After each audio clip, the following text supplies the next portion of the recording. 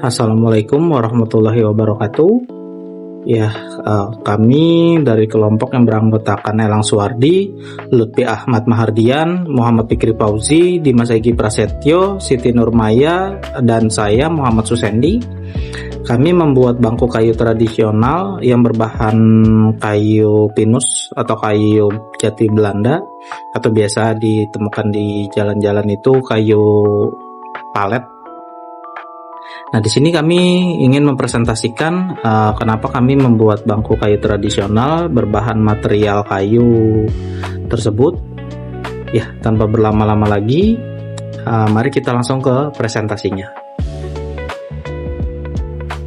Assalamualaikum warahmatullahi wabarakatuh. Saya Elang Suwardi dari kelompok 3. Saya beserta teman-teman akan sedikit mereview tentang karakteristik dan analisis material bangku kayu tradisional atau biasa disebut dingklik.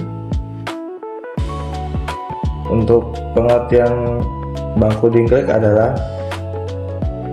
istilah tradisional Jawa untuk menyebut bangku kecil berkaki pendek yang dirancang untuk satu orang pengguna.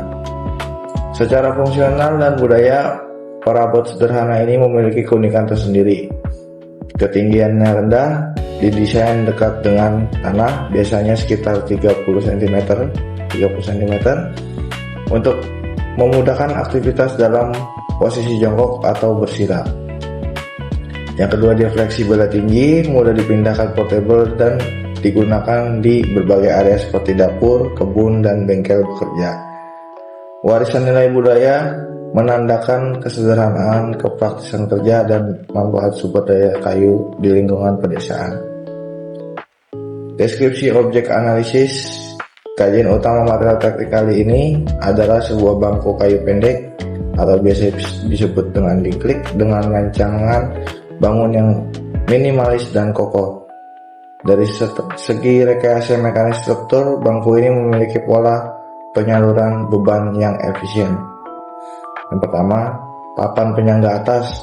Dia berfungsi menahan beban tekan langsung dari penyalurkan ke tiang penopang kaki.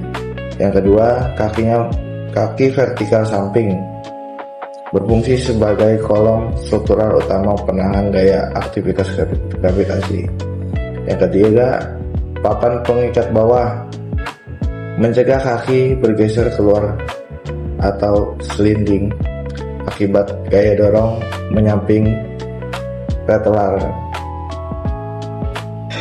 Spesifikasi kayu dingklik, kayu pinus dan jati Belanda atau kayu palet. Kayu pinus dan jati Belanda memiliki densitas ringan hingga sedang. Artinya, kayu ini memiliki bobot yang relatif ringan sehingga memudahkan mobilitas dingklik atau kursi kecil untuk dipindahkan dari satu tempat ke tempat yang lain. Meskipun ringan, kayu ini tetap cukup kuat untuk digunakan sebagai bahan pembuatan dingklik. Selain itu, kayu ini memiliki estetika serat alami. Serat kayu yang menonjol dengan warna natural memberikan tampilan yang menarik dan memberikan kesan vintage. Oleh karena itu, kayu ini tetap terlihat indah meskipun hanya menggunakan finishing sederhana. Selanjutnya, kayu pinus memiliki ketebalan alami karena kandungan getah alami tersebut dapat membantu melindungi kayu dari serangan hama maupun serangga, sehingga daya tahan material menjadi lebih baik. Keunggulan lainnya adalah sebagai material yang ramah lingkungan atau eco-friendly. Hal ini karena bahan yang digunakan berasal dari kayu bekas palet ekspor dan impor yang dimanfaatkan kembali menjadi produk yang memiliki nilai guna. Selain lebih ekonomis, pemanfaatan kayu bekas juga mendukung upaya daur ulang sehingga lebih ramah terhadap lingkungan. Proses pembuatan dingklik. Kekuatan mekanisme sebuah dingklik sangat bergantung pada kekuatan sambungan atau joinery antar bagian kayunya. Sambungan pertama menggunakan paku atau sekrup yang bekerja dengan mengandalkan gaya gesek atau ulir sekrup atau batang paku dengan serat kayu sehingga mampu menahan beban yang bekerja pada dingklik. Selain itu, digunakan juga lem kayu sebagai perekat. Penambahan lem bertujuan untuk meningkatkan kekuatan ikatan antar permukaan kayu melalui rekatan intermolekuler selulosa pada area sambungan, sehingga konstruksi menjadi lebih kuat. Kemudian terdapat kerapatan struktur, yaitu penempatan setiap komponen kayu secara tegak, lurus agar beban yang diterima dapat tersebar dengan lebih merata. Dengan demikian, konsentrasi tegangan tidak hanya bertumpu pada satu paku atau satu titik sambungan saja, sehingga konstruksi dingklik menjadi lebih kokoh dan juga stabil. Kriteria pemilihan bahan. Dalam merancang perabot taktis, pemilihan material didasarkan pada kesetimbangan aspek kegunaan praktis dan kesediaan sumber daya alam. Ketersediaan lokal memanfaatkan kayu sisa, konstruksi, atau pohon lokal tanpa memerlukan biaya logistik yang rumit. Kemudahan pemrosesan, kayu mudah dipotong, dihaluskan, dan dirakit dengan peralatan sederhana tanpa butuh mesin industri yang berat. Aspek keekonomisannya, menekan biaya manufaktur seminimal mungkin, namun tetap menghasilkan produk fungsional yang tahan bertahun-tahun. Mengapa menggunakan kayu? Menggunakan kayu struktur komposit alami ini, kayu pada dasarnya adalah material komposit.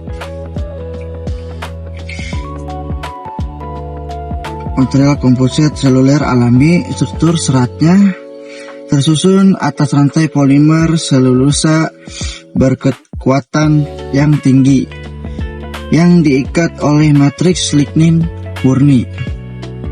Karakteristiknya unik. Ini membuat kayu bersifat ortotropik, di mana ia memiliki sifat mekanis, kekuatan tekan, dan modulus elastisitas. Yang membuat ia yang lebih kuat jika searah dengan jalur pertumbuhan serat alaminya. Berlanjutan dan eco-impact. Dari sudut pandang kelestarian lingkungan, kayu solid unggul mutlak dibanding material sintetik hasil olahan minyak bumi. 100% biodegradable. Setelah habis masa pakainya, kayu akan membentuk secara alami dan kembali menjadi humus tanah tanpa menyisakan limbah mikroplastik. Penyerapan karbon sink. Pohon menyerap CO2 selama masa pertumbuhannya dan penyimpanannya di dalam serat bangku kayu sepanjang masa pakainya. Konsumsi energi rendah. Energi fabrikasi kayu minimal dibanding energi berlebihan biji besi atau pemrosesan plastik. Identitas terhadap kekuatan mekanis kayu. 1. Hubungan linear. Secara mekanika, material kekuatan kayu memiliki hubungan linear dengan densitasnya atau spesifik gravity. Mengapa? Karena densitas secara langsung merepresentasikan faksi volume dinding sel. Semakin tinggi densitas, maka dinding sel akan sel kayu akan semakin tebal. Dinding sel ini yang berfungsi tersusun sebagai selusa, hemiselusa, dan lignin yang berfungsi sebagai elemen struktural utama. Akibatnya, kekuatan tekan sejajar serat dan modulus of rupture akan meningkat secara proporsional. 2. Kadar air. Faktor kedua adalah kadar air atau moisture content. Perlu dipahami bahwa air di dalam kayu ada dua jenis. 1. Air bebas di dalam lumen, dan 2. Air terkait di dinding sel. Selama kadar air di atas fiber saturation point yaitu 30%, perubahan kadar air tidak terlalu berpengaruh. Namun saat MC turun di bawah FSP, air terikat mulai lepas. Ini menyebabkan peningkatan ikatan hidrogen antar mikrofibril selusa. Dampaknya, modulus elastisitas atau kekakuan kayu akan meningkatkan signifikan, makanya proses pengeringan yang terkontrol sangat krusial. 3. Klarifikasi. Terakhir, untuk aplikasi struktur, kita tidak bisa memilih kayu secara acak. Kita menggunakan spesifikasi kelas kuat berdasarkan SNI 7973. Tujuannya untuk menyamakan tegangan izin antar spesies. Contohnya, jati masuk kelas kuat 1-2, mahoni kelas 2, dan pinus kelas 3-4. Dengan klarifikasi ini, kita bisa memilih material seperti jati untuk beban tinggi atau pinus untuk beban ringan dan pada struktur bangku. Kelebihan mekanis kayu. Sebagai material teknik, kayu menawarkan kombinasi keunggulan fisis dan mekanis yang sangat andal. Kekuatan spesifik tinggi, memiliki rasio kekuatan dibanding berat yang sangat tinggi, membuatnya ringan untuk dipindahkan namun kuat saat diduduki. Kapasitas redam kejut, mampu menyerap energi benturan tiba-tiba dan meredam getaran, jauh lebih baik dari material logam berat. Konduktivitas terma rendah tidak mengantarkan panas secara ekstrim, sehingga permukaan bangku tetap terasa nyaman disentuh di segala cuaca. Kelemahan material kayu. Sebagai material organik, kayu memiliki kelemahan intrinsik yang menuntut penanganan atau proteksi yang khusus. Sensitivitas higroskopis secara dinamis menyerap dan melepaskan uap udara dan air, memicu kembang susut volume dan resiko retak struktural. Biodegradasi alami, rentan diserang organisme perusak kayu seperti rayap, serangga bubuk kayu, dan jamur jika diletakkan di tempat yang lembab. Kekuatan geser rendah. Kayu relatif mudah terbelah searah jalur seratnya jika mendapat gaya geser eksternal yang terlebih. Itu kayu memiliki kelemahan. Nah, di sini ada teknik proteksi atau dan juga pengawetan agar kayu lebih kuat ya. Nah, di sini untuk menutupi kelemahan organik kayu diperlukan langkah-langkah proteksi kimia dan fisik sebagai berikut. Yang pertama ini pengeringan alami atau seasoning. Jadi menjemur kayu di udara terbuka hingga kadar airnya stabil di bawah 15% untuk meminimalkan penyusutan dimensi. Lalu ada finishing permukaan atau coating. Nah, di sini pelapisan menggunakan politur pernis atau cat minyak guna mencegah air merembes masuk ke pori kayu. Lalu yang ketiga ini impregnasi bahan kimia, pemberian cairan anti rayap untuk mengusir serangga pemakan selulasa kayu secara jangka panjang. Lalu di sini ada komparasi sifat bahan. Jadi kami mencoba perbandingkan material kayu, lalu kursi atau bangku yang menggunakan material besi, dan juga bangku yang bermaterial plastik. Nah, di sini untuk kekuatan perberatnya untuk kayu itu sangat tinggi, ringan dan kokoh. Lalu untuk besi sama, ini tinggi tapi sangat berat ya. Lalu untuk plastik itu sedang, lebih mudah, lebih lentur ya, jadi lebih mudah berubah bentuk. Lalu untuk resiko korosi atau karat, untuk kayu ini bebas korosi,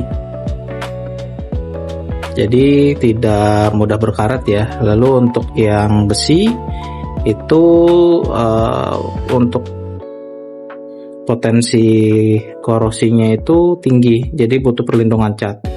Lalu untuk plastik sama seperti kayu, dia bebas korosi dan kebal air.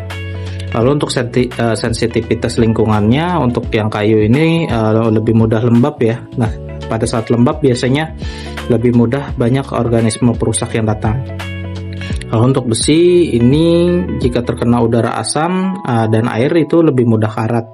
Lalu untuk plastik jika terkena sinar matahari atau sinar UV matahari dia menjadi getas, dan juga ada yang misalkan suhu mataharinya tinggi dia bisa meleleh ya, atau lebih mudah berubah bentuk jadi lentur. Lalu untuk kesulitan manufaktur, untuk kayu itu sangat rendah, jadi cuma perlu alat sederhana aja untuk pembuatan menjadi bangkunya ya. Kalau untuk besi dia itu kesulitannya tinggi karena butuh pengelasan dan juga pemotongan yang menggunakan alat mekanis. Lalu untuk plastik juga sama, dia tinggi seperti besi karena dia butuh cetakan untuk pembuatan satu bangkunya. Nah, ini dari aspek ramah lingkungan. Untuk kayu itu sangat baik karena kayu itu dapat didaur ulang ya, jadi di alam itu gampang terurai. Nah, untuk besi dia dapat didaur ulang, cuma butuh lebih banyak energi. Nah, untuk plastik ini sangat sukar ya, sangat susah ya terurai karena ya kita tahu untuk plastik itu bisa puluhan tahun ya sampai terurai. Lanjut. Di sini ada visualisasi 3 material. Jadi kami di sini membuat perbandingan yang tadi ya. Jadi ada bangku yang terbuat dari material kayu, juga ada bangku yang terbuat dari material besi, dan juga ada yang dari plastik. Nah, di sini untuk yang berbahan kayu, dia itu estetis, isolator alami yang nyaman, ramah lingkungan, namun sensitif terhadap kelembapan ekstrim. Nah, untuk yang besi ini sangat tangguh, menahan benturan berat, kuat menahan beban ekstrim, namun berat dan rentan korosi. Nah, di sini untuk yang plastik ini tahan air mutlak, bobot super ringan, mudah diproduksi massal, namun rentan patah akibat sinar UV. Dan ini bisa digarisbawahi ya, mudah diproduksi tapi membutuhkan alat mekanis. Jadi dia lebih sulit diproduksinya dibanding yang lain. Lanjut. Nah, ini kesimpulan akhir kenapa kami memilih bahan atau material kayu sebagai material pembuatan bangku kami. Nah, di sini penggunaan kayu solid sebagai material pembuatan dingklik terbukti menjadi keputusan rekayasa teknik yang paling optimal karena alasan berikut. Yang pertama, rasio kekuatan spesifik unggul. Jadi kayu menawarkan kekuatan mekanis menahan beban tekan harian yang sangat andal tanpa membuat perabot menjadi berat. Nah, jika menggunakan besi kan akan lebih berat ya. Untuk kekuatannya tidak beda jauh. Nah, terus kemudahan fabrikasi atau kemudahan pembuatan. Jadi struktur kayu dapat dirakit dengan perkakas manual sederhana tanpa ketergantungan proses peleburan industri atau cetakan injeksi yang mahal. Lalu kayu juga sebagai isolator termal alami. Nah, ini memberikan kenyamanan sentuh yang tidak terpengaruh oleh perubahan suhu lingkungan ekstrim, berbeda dengan besi yang bersifat konduktif. Nah, besi kalau misal terpapar matahari biasanya dia menyerap panas. Nah, itu kalau diduduki akan tidak nyaman, berbeda dengan bangku yang terbuat dari kayu. Ya, jadi itu presentasi dari kami. Kurang lebihnya jika ada salah kata dan juga kurang informasi kami mohon maaf. Assalamualaikum warahmatullahi wabarakatuh.